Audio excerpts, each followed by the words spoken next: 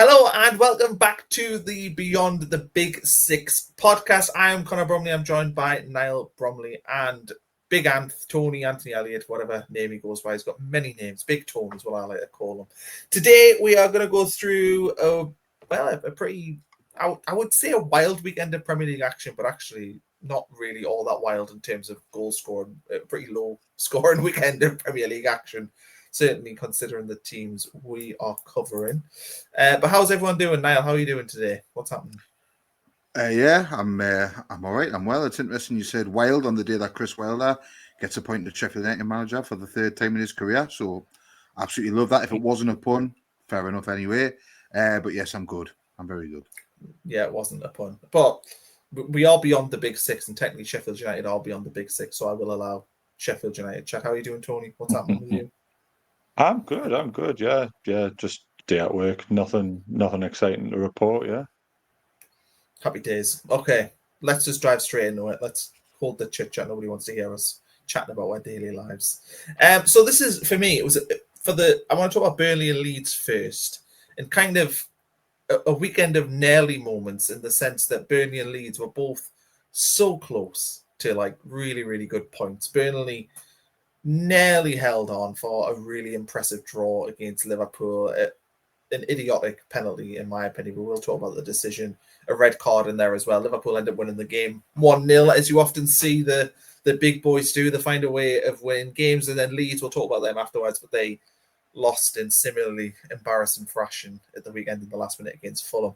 But Niall, there's two ways of looking at this Burnley game, isn't there? Because one, I left that game being really impressed and thinking, do you know what, this Burnley team are decent.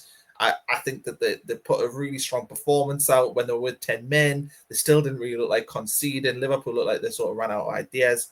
And then just that idiotic penalty that they conceded with Hannibal. It's like two ways of looking at it, isn't it? They've thrown away a point, but also they were really good. Yeah, I think it's a bit of an injustice in a sense because all the narrative surrounding the game is that Liverpool didn't play very well and still got the win. Whereas I think Burnley just did an unbelievable job in not letting them play very well. They snuffed out everything. I thought they were in their faces. I thought that they were winning first balls, second balls quite often, and that's what you want to see. Don't get us wrong, they didn't create much, but I think defensively, we saw what Burnley did last season defensively. They broke all sorts of records, and I know that defence has changed and they've lost some key members to it, but the key component is Scott Parker, and they've still got him, and the shape's still the same, and they did so well. So I think it's harsh. I've seen Florian Wirtz getting a lot of stick, and I think it's harsh doing that because I just think Burnley did such a good job in keeping them quiet. But as you say, you had the sending off, which for me, I think the first one could have possibly have been a red card. I've seen them given before as a straight red, so I have no complaints about that. And the handball, Scott Parker said after the game, didn't he, that we're going to have to start training with our hands behind the backs. But for me, I don't think that's a harsh one. I think it's, as you say, I think it's I don't know why his hand's there. I think it's a really, really poor piece of play. And, it's a shame for Hannibal because I thought he did all right. But, yeah, at the end of the day, they can't have any complaints about that decision. It's a stonewall penalty. Yeah, Tony, the penalty for me was interesting because I just think, God, you defend like warriors from the first minute, and then particularly at the end, Liverpool throw everything at it. The defend. And then to me, it's just, I don't know if lazy is the right word. I don't know if it's instinct where he's just put his arm up there, but you can have no complaints about the decision. The players in the dressing room must have just been furious that such a ridiculous error, I don't know if you call it an error, idiotic bit of defending, kick, just a mad moment, has cost them what could be a massive point and momentum that they could have built from this, for the rest of the season. It's just crazy that a game like that was settled in that way.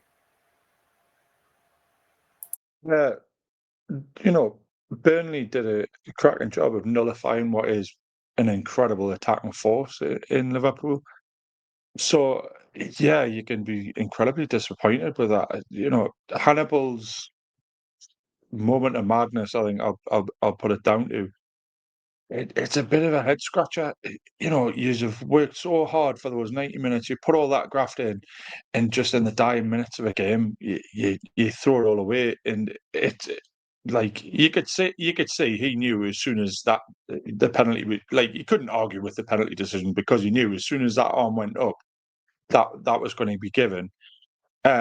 So I don't think he can have any complaints. The red card again, I don't think that could be too many complaints about that. I know there could have been an argument for Liverpool having a man sent off as well in Kirkes in the first half, but I think Slot pulled him because of that. He made the mistake, and well, it was a horrendous dive. I don't know if anybody saw that, but it was absolutely you'd see better. You would see like a lot worse in a swimming pool. But yeah, that was a good decision on his part. But in terms of the red card, I don't think there can be any complaints in that. Yeah, it must be so deflating for a dressing room to go back in after defending so well, and actually had some really good counters and things as well. And to throw it all away in that last couple of minutes is absolutely, the dressing room must be through the floor, really. Yeah, I think that Burnley will probably take a lot from this. I mean, yes, they've lost it in the last minute, but they have this season that they put a good effort up at Old Trafford, lost that game late on, another stupid late penalty, which I know we've talked about, but yeah, stupid late penalty there, stupid late penalty here.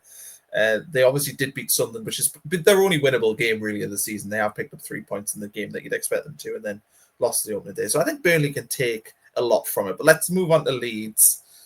Before we recorded, Niall was having himself a nice little rant about Leeds. So it was a game, to be honest, looking at the stats, it was an even game that Leeds possibly edged until the last sort of 70 minutes. And I know there's a lot of Leeds fans complained about the substitutions and how they ended the game. And, Willie Nonto didn't play, a few other questionable decisions from Daniel Farke.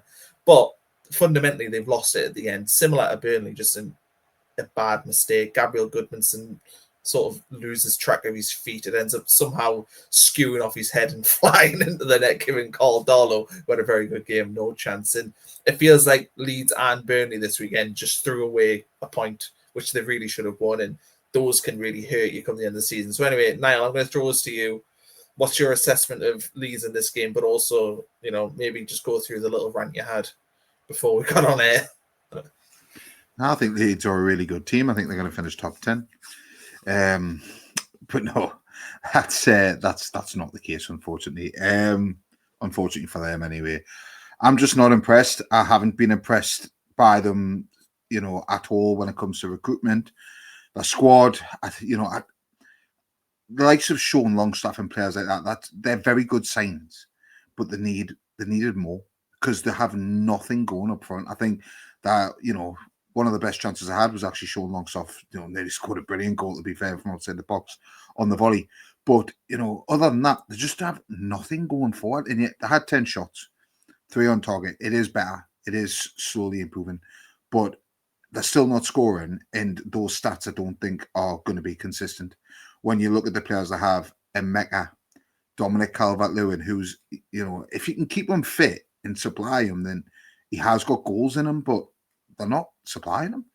And, I just think, like I said, Dan James, he's tried and tested in the Premier League. Harrison's not a bad player, but again, has he got enough to score the goals you need or to help create the goals you need to stay in this division?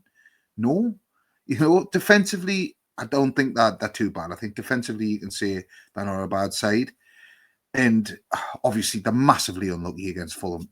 As I said, they did test the goalkeeper a little bit more. But in the own goal at the end, you've got to feel sorry for him because he's just got his body positioning completely wrong, hasn't he? It's just he's just standing in the wrong position. His body's the wrong way, and he's had to get something on it. But I mean, it's a great finish. It's a hell of a header. Keeper's got no chance. But yeah, I just looked at it and I just think, I don't know, it doesn't scream to me like this is a team who have enough to to get out of that bottom three. I really don't think they're not going to be in the conversation. One goal, which is a penalty, which should never have been a penalty. I know I've said that before, but it's true. Carl Darlow's still starting for them in goal. I know, obviously, they've got Perry, who will probably start in the future, but like I say, these players are just not good enough. In my opinion, I could be wrong. I'm sure Leeds supporters will have a lot to say about that, but I'm just not impressed in the slightest. I don't think they can stay up. No, I thought Carl Darlow actually played really well at the weekend, so I'm not having that. I think Carl Darlow is a good backup Premier League goalkeeper.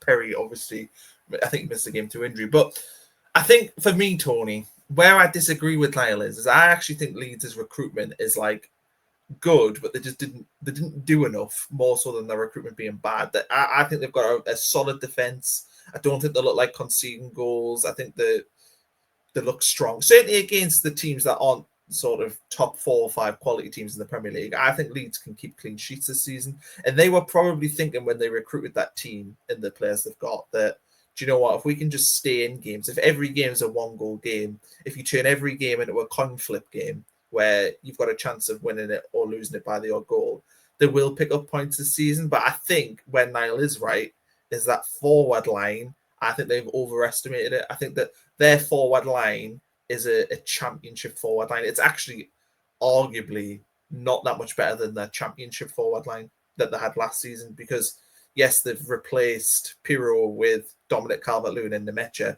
but Dominic Calvert-Lewin was fit last season at Everton, who create more than Leeds, and he scored 4 goals. Like he's not been a prolific Premier League striker for 5 years. Like to put your hat on him as being the man, to me, it's almost nonsensical. And I think that Leeds have really cut themselves, that they've made it hard for themselves to stay up by not investing equally in all areas of the team. Why did they buy James Justin for 10 million? Why didn't they put that money in buying in Harry Wilson to improve that front line?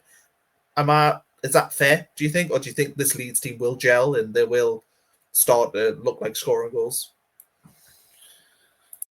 I tend to agree with you both in the respect that they have invested heavily in other areas of the squad, and that glaring weakness up front.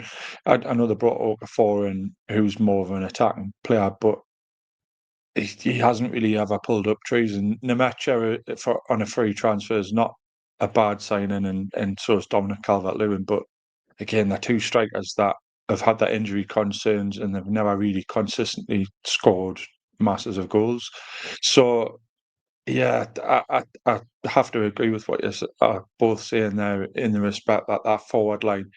But I will give a shout out to Carl Darlow, because he was a good servant to Newcastle for a lot of years, and he played well there on Saturday. I thought, pulled off some good saves, and he did well. Yeah, we're the Carl Darlow appreciation group. Me and you, Tony Niall, can sit in the corner and he can be a fan of Ilan Meltier or something. Let's talk about Newcastle beating Wolves. I think, to be honest, while it was obviously a good win for Newcastle, for me, the storyline is Wolves 4 defeats to start the season. Started actually all right against Newcastle, to be fair. Nearly took the lead early on, had a couple of chances early doors. Maybe if they take one of them, it's a different game. But it's just worrying, isn't it, Niall, that Wolves are 4 games in.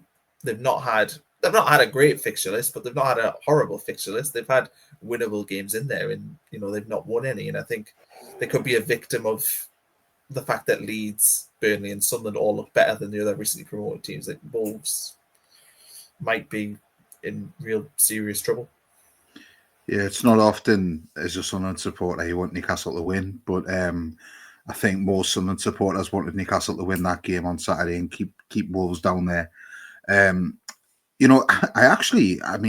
was at the game, so he'll probably be able to expand on this better.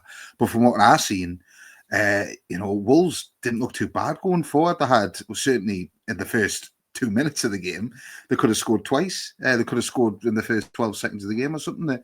They actually looked okay for big spells of that game. I think Newcastle, though, have just, as we discussed on the preview pod with me and Ant, they're just always going to have too much for them. And Wolves are, going to St James's Park, we know it's like Wolves are always going to struggle there, and wasn't as bad of a result as what it could have been.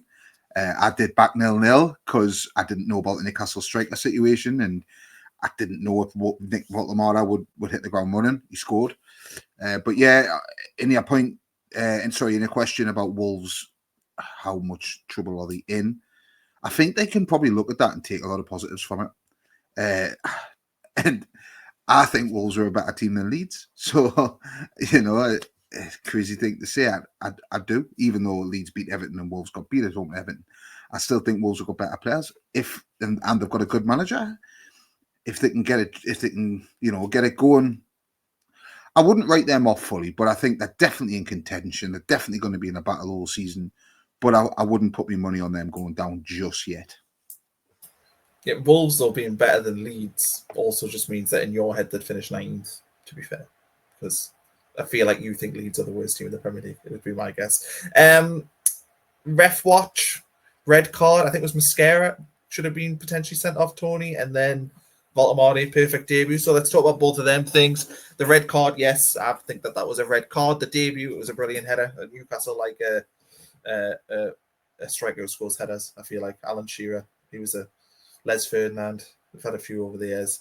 So yeah, you must be happy with that debut, and you must be frustrated that maybe it could have been more had that red card went your way. I think it was in the first half as well. Yeah, clear red for me. I don't know how a referee in VAR's missed that one. Makes no attempt to play the ball. He just comes across and puts his arm across bar. I mean, that's the second one in as many weeks if you count the one against Liverpool. So maybe he's just got one of those faces, Harvey Barnes. But yeah, you do look at it, and like Niall said, early doors, Wolves came out of the blocks and they looked like they made forced Pope into a couple of good saves. So it could have been a very different game, really, had the Pope not made those good saves.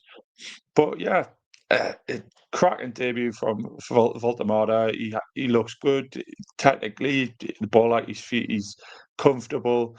He's running into the right areas. He wants the ball. He's not shying away. And that header was absolutely brilliant. Like it just timed his run perfectly. It wasn't frightened of the man. And the power he managed to generate from the cross from Murphy, just absolutely brilliant. Dream debut, really. I know you had to come off a bit early with cramps because obviously the Premier League's a bit more demanding than what the Bundesliga is.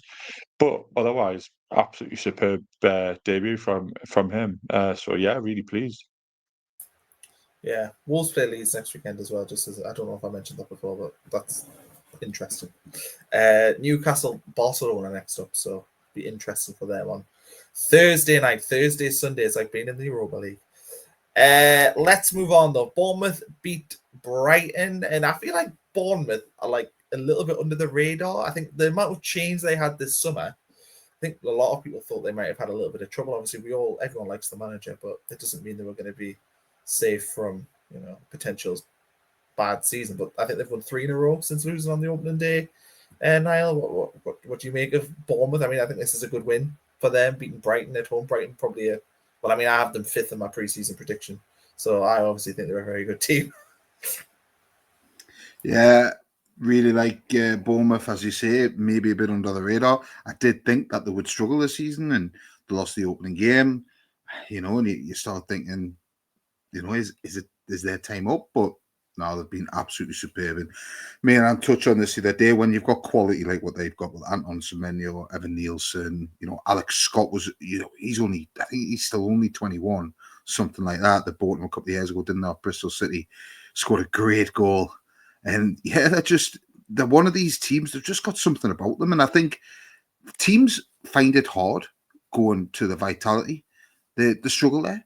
It's been something that I've kind of noticed for a few years, and I don't know if that's because they're used to playing in bigger stadiums. Maybe it's a little bit compact. I don't really know what it is, but teams seem to struggle there quite a lot. And certainly this season, they're the 2 wins out of 2 there. We've got some fantastic players.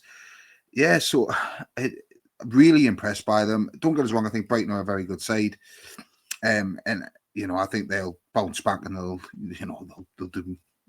get plenty of wins, but they'll be disappointed that they've lost the game. It's a penalty as well. But and a bit of a controversial one, is it? Maybe, I don't know. I'll let you. Yeah, possibly. I was unsure when I seen it, but they'll be disappointed about the decision, and they'll be disappointed in the way that they lost the game. But great win for Bournemouth, and yeah, they're flying, aren't they? Maybe Bournemouth's the team that you should have said fifth. Maybe. The penalty itself, you know what? It's really hard because the camera angles weren't great. There wasn't like a really good camera to see whether or not he was clipped. But I thought watching it back, I had Gillette Soccer Saturday on in the background when I was watching the Sunderland game, and I think it was Mike Dean does their VAR, and he said that he thought that it would be overturned and that it was a dive. So, yeah, interesting that. Tony, Brighton, I feel like the reason why I had Brighton in fifth was because I thought they would get that consistency that they didn't have last season. Because last season, they dropped so many stupid points. You know, and I've been through it before, but they dropped points against newly promoted teams, and they dropped at the start of this season. They dropped a stupid 2 points against Fulham on the opening day. I'm not saying that losing at Bournemouth is a stupid result, because obviously Bournemouth are very good, but I just feel like this Brighton team are just stuck in the cycle of just being very hot and cold. They can beat anyone in the league, but are capable of also dropping silly points throughout the season. And they haven't found that consistency yet, and I don't think, from the evidence we've seen this season, that they'll find that this year. Yeah, they don't seem to be able to get into a rhythm for whatever reason. It's a bit of a head scratcher, because they do have some cracking players. You know, Yankuba Minter being a standout recently. He's had a good couple of games where he's making things happen, and he really frightens defenders. So, there is a lot of positives to take from that. Bournemouth's not an easy team to go to, though. They're just such a good team. They were so well organised. Iriola's just got them playing some brilliant football, and he really plays to their strengths. So, you know, there's no shame in getting beat off Bournemouth, especially away. I do think the penalty was dubious at best for me. It's very soft, and if you're an away fan there, you're very frustrated about that, because it was like it's debatable whether he makes any contact. I think Van Hecke was in a state of shock when he ran off the ball. So yeah, I don't know. It's not a penalty for me, but that's the referees and the VAR to answer to. But I would be apologising for that myself. Yeah, I just think it's a camera angle. I just don't think there's a good enough camera to show whether or not it was or wasn't a foul. West Ham. Who wants to talk about West Ham? Niall or Tony? Who wants to put your hand up? Who wants to talk about West Ham? Go on, Niall, talk about West Ham first. And then Tony, you can talk about Brentford afterwards. So West Ham lose again at home. They've had 3 defeats this season that have been pretty embarrassing. It's fair to say. They got hammered against Chelsea in the London derby, hammered against Tottenham, lost on the opening day against Sunderland heavily. And it felt like after the Forest game that maybe they'd found a formation that was going to work, but it feels like teams who lose games this heavily, this often, are always going to be in trouble. And I think Opta have West Ham at 36% chance to go down the season, which for a team that's been in the Premier League for as long as they have, that's pretty damning, really. Of all the established Premier League teams apart from Wolves, they have the worst odds. But now, what are you concerned about the manner of the defeats this season? Yeah, they've conceded so many goals, haven't they? It's 3 against Sunderland, 5 against Chelsea. I know they beat Forest, but then 11 goals in their first 4 games is a lot to ship. And I thought defensively, I mean, it should have been more, because I feel like Tottenham had a perfectly good goal disallowed for no reason. I'm not sure if you've seen that, but that was, for me, that's a shocking decision. But yeah, it could have been more, but then they conceded a very similar goal to that, didn't they? And obviously Bergval's goal, don't get us wrong, that's a superb header. But I mean, should you be able to lob a ball over like that over a back four for an oncoming player in the Premier League? Why are they playing such a high line? I don't know. It was quite strange for me. I'm really worried for West Ham. I think if you ask any West Ham fan, do you think you will get relegated this season? I think 99% of them will say yes. They're just not showing enough. Yet they had a fantastic win against Forest. I think it's easier to put a performance in like that away from home, especially when you're under pressure, and a kind of counter-attacking performance. Now, the thing that I have in my head that might keep West Ham in the Premier League is I'd say 99% certain they'll do a managerial change. They'll get rid of Potter. He will not finish the season at West Ham. So for me, it's all about who they bring in. And if you look at the names, I mean, I seen Nuno linked today. I would back him to maybe get a tune out of them players because they've got some great players. Under Potter, they're not good enough to stay up. Not for me. I've never really rated Potter. I don't really think he's done enough in the game to keep on getting these Premier League jobs. So yeah, it's one of them. It's going to be a tough one, but really poor performance by them. Well, terrible performance by them, really. Especially when it's a London derby against a rival. You'd expect a bit more bite of them. They showed none of it. Really disappointing for West Ham. Yeah, it feels like West Ham are stuck in a cycle as well with managers where they sack Potter and then go to like Sean Dyche or Nuno, who play more pragmatic football, it's fair to say, more defensively strong. And then what happens is they'll do well, and then in a couple of years' time they'll go, oh, we need to start playing the West Ham way, and then they'll bring in a progressive manager and the cycle repeats. But speaking of London derbies, Brentford, late draw against Chelsea. I mean, I know we don't like to talk about the big 16s, but I think for that equaliser, it's really hard to not look at Garnacho and the way Chelsea defended that throw in and go, yeah, how's a team that's expecting to compete for the title conceding a goal like that in the 93rd minute? Not good at all. But it's good for Brentford. I mean, they've picked up 4 points at home against Aston Villa and Chelsea. I think most of their fans would have took that with 2 tricky home games to start the season. Couldn't agree more. Absolutely. Yeah, I had Chelsea to be quite comfortable here, so it came as a bit of a surprise to me. That last minute equaliser as well. That just it's like a real jab in the arm to the fans. You know, everybody loves that. You know, when you're looking staring down the barrel of a defeat and then somebody just knocks one in, and it doesn't matter how it goes in. It's just it's like total elation, isn't it? So it's brilliant. You know. And yeah, the pressure seems to be lifting that a little bit on Keith Andrews. He doesn't look like a man who's worried about his job. Whereas like Potter, you know, certainly a lot more concerned in recent times, and we certainly had Keith Andrews up there with winning the sack race. But as things stand, he's looking quite in quite a strong position. So it's a bit of a turn up for the books. But I mean, the sack race has been won, I suppose, isn't it? Nuno's won the sack race, so he'll finish second or third maybe in that one. Brentford, though, I mean, talk about the relegation odds, which I've mentioned before. Brentford are currently in the 1, 2, 3, 4. You've got the 8th odds. So what, the 8th favourite to go down? I mean, for them, you know, from the position they're in, I don't know how Opta calculate the stats, but 10% chance of going down. I'll run through some of the other ones as well. Forest are at 11, Man United are at 11, Fulham at 12, West Ham at 36%, Leeds 44, Sunderland 46, Burnley, Wolves 50 and Burnley 53. So they're the relegation odds according to Opta. I know they don't mean anything, but people like to look at them things like me. Everton and Aston, we've got 2 boring draws to talk about, really, and then we've got Forest getting battered at Arsenal. But I think Everton drawn with Aston Villa, the main talking point for this one, Niall, I suppose, is Aston Villa still haven't scored a goal. I think they're the only team in the 92 to be without a goal this season. Will they ever score? I mean, I think they'll score. We all know who they're playing next game, so knowing our luck, they'll score. For people who don't know, that is Sunderland.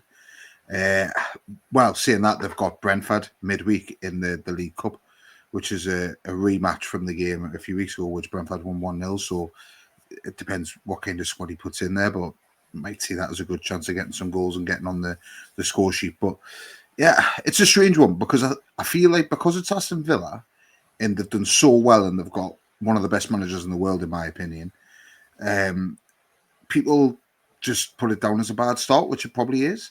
But I feel like if that was Man United, I mean, Man United, I've already heard people saying, "Oh, Man United in a relegation battle? Are they in a bottom half battle again?" They've got 4 points. They've got double the amount of points that Villa have got. So it's like, are Villa in trouble? has it gone too stale? Like I don't know. I don't think so personally, but it is interesting. Like the narrative would switch if it was somebody else. But yeah, I don't know. I think they've got too much quality, haven't they? It's a boring game. Everton have played really well. Jack Grealish continues to shine. I really believe that Everton are going to have a good season this year. I don't think they'll, I don't think they'll not qualify for anything in Europe, but I certainly think they'll be top half or just below. I think they'll have a good year. They've got a good team and they've got that bit of spark in Jack Grealish. I think Emi Martinez coming back in for Villa as well. Like, I think that if he isn't in net at the weekend, they'll probably concede and Everton win that game. But yeah, it's worried. I don't think Villa are anywhere near being in trouble. And I think the reason why Man United have been mentioned in a relegation battle is because Amarin's had 31 Premier League games and has picked up 31 points. Like, it's a large sample size to suggest that he doesn't know what he's doing. Crystal Palace and Sunderland draw. I mean, there's two ways of looking at this. Sunderland, it's a great point for them. And we talked at the start of this episode about Leeds and Burnley chucking away points later on. And Sunderland managed to hold on despite being under some pretty serious pressure. I mean, I feel like I should go to Niall, but technically it is Tony's turn. So, Tony, you can talk glowingly about Sunderland, then I can talk glowingly about Sunderland. But what did you make of Sunderland? I mean, what does this draw actually show? Does it show that Sunderland are, a team that is going to be a lot more competitive than maybe people thought at the start of the season? Certainly, whenever I read predictions and saw what a lot of pundits were saying, they were all basically saying Sunderland had no chance. But 7 points from the first four and then going to Palace and getting a draw, it feels like that's a big statement of intent.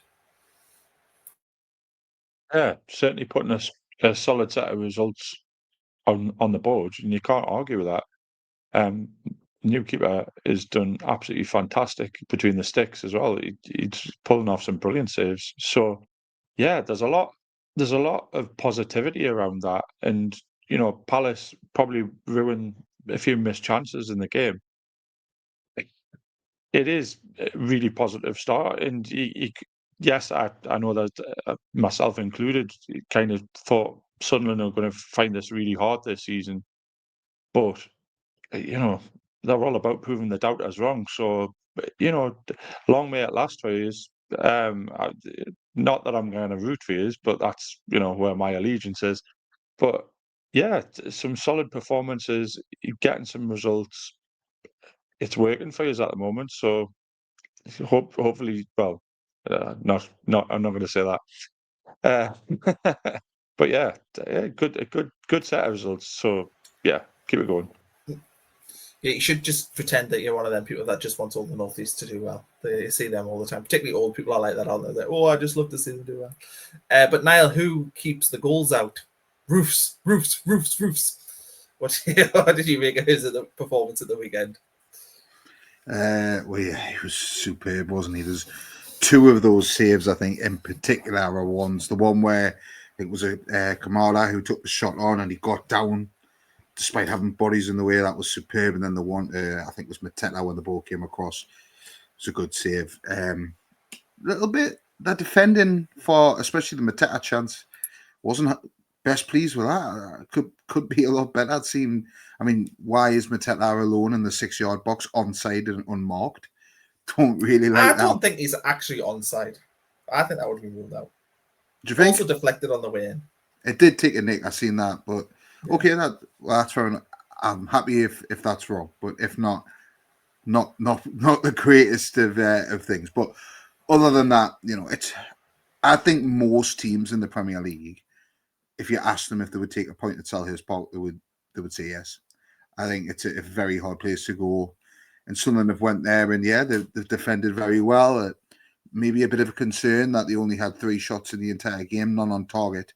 But I think Sadiqi's had a good chance where he's ran through.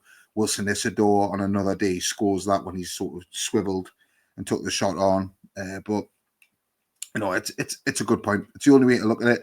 As we've said many times on this podcast, for me personally, I think Sunderland are going to be, as we know, very reliant on the home form. For me, any point away from home is a bonus in the Premier League. So take it all day long. And they've got another very big game against Aston Villa next week that they've got to get prepared for. On a Crystal Palace side, they're going to be disappointed, aren't they? They're going to look at that and think that's a missed opportunity. We should be beating them at home, and they're going to be very frustrated. But the positives they can take is they've created so many chances, and Roefs has had a superb game, to say the least. So I think it's one of them where they can take a lot from it, but they'll be disappointed that they've come away with just a point. Yeah, I think Palace probably could have. I mean, I know they did have a few chances, but in terms of like really clear cut ones, there was just that Mateta one, and then the one that Alderete clears off the line. They didn't create maybe as much as they possibly needed to. I mean, that could be down to Sunderland's defending, but yeah. Tony will finish off. Forest battered at Arsenal. Ange starts with a heavy defeat away from home. Can you read anything into this? I mean, you would expect Forest to probably get beat at Arsenal. I think a Nuno team maybe is a bit more, defensively stable, and maybe is a bit more of a threat on the counter. But it's really hard to judge this Forest team after this game with Ange in there. I just feel like you can't learn that much from a defeated Arsenal. It seems as though he came in like only a couple of days beforehand, so it's not as though they've had a long time to prepare, really. And they've been drilled into a certain style of playing, and then Ange kind of comes in with his own brand of football. He said, he's not going to be judged on time. It's not a project that he's been brought into. It's kind of like to hit the ground running. So he doesn't really have that time. He's got to just get in and get stuck in and just get the best out of what he can. But it's going to be an uphill battle. You cannot really tell much from getting beat off Arsenal, especially on a couple of days' notice. So yeah, I do think it's very early days, and he potentially gets a tune out of the players because there is a good squad there. They've got some talented individuals there. And congrats to Elliot Anderson on his England debut as well.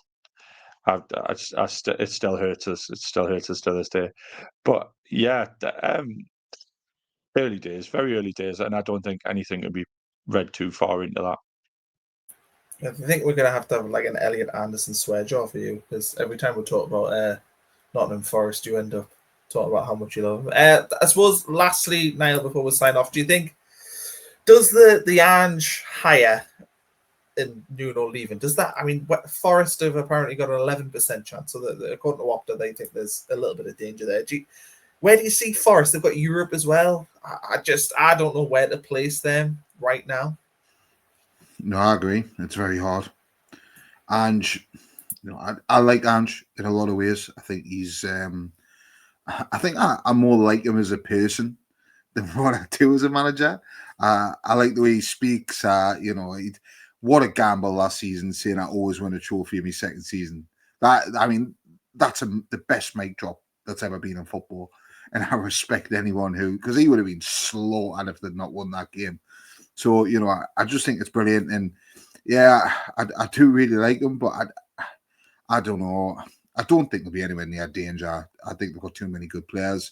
As Ant says, Elliot Anderson. I'm not putting money in the swear jar. I'm allowed to say it.